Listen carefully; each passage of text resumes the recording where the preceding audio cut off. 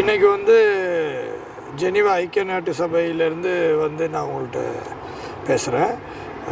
இலங்கை தொழிலாளர் காங்கிரஸ் சார்பாக பல வருட காலமாக தொழிலாளரோட பிரச்சனைகள் சம்பந்தமாக ஜெனீவா ஐக்கிய நாட்டு சபையில் முன்மொழியப்பட்டுள்ளது. அதற்கான தீர்வுகளையும் பெற்றுக் கொடுக்கப்பட்டுள்ளது. இலங்கையில் இன்றைக்கி 1700 சம்பளம் அதிகரிக்கணுங்கிற கெசட் இலங்கை அரசாங்கத்தால் இலங்கை தொழிலாளர் காங்கிரஸோட வேண்டுகோளுக்கு இணங்க வெளியிடப்பட்டிருந்தது.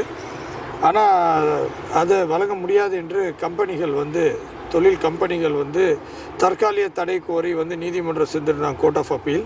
ஆனால் கோர்ட் ஆஃப் அப்பீலில் இன்றைக்கி அது தள்ளுபடி செய்யப்பட்டு 1700 சம்பளம் தொழிலாளருக்கு வழங்கணும்னு தெரிவித்தது இலங்கையில் உள்ள நீதிமன்றத்துக்கு மேலே மக்கள் வச்சிருக்க நம்பிக்கை மேலும் மேலும் அதிகரித்துள்ளது.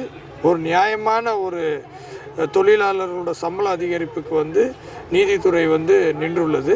அப்படின்னு இருக்கும்போது இந்த நேரத்தில் ஜனாதிபதி ரணில் விக்ரமசிங்கே அவர்கள், பிரதம மந்திரி தினேஷ் குணவர்தன, இதோட அமைச்சர் கௌரவ மனுஷ நாணயக்கார, இதுக்கு உதவி செய்த சட்டத்தரணிகள், அது மட்டும் இல்லாமல் தொழில் அமைச்சின் அதிகாரிகள் மற்றும் இதுக்காக தொடர்ந்து ஆரம்பத்திலிருந்து இன்று வரை வேஜஸ் போர்ட்கானில் இருந்த உறுப்பினர்கள், இலங்கை தொழிலாளர் காங்கிரஸோட உறுப்பினர்கள் திரு மாரிமுத்து அவர்கள் மற்றும் பல பேர் இதுக்கான பல முயற்சிகள் எடுத்திருந்த போதும் இலங்கை தொழிலாளர் காங்கிரஸ் சார்பாக இந்த கோரிக்கை வெற்றி பெற்றது.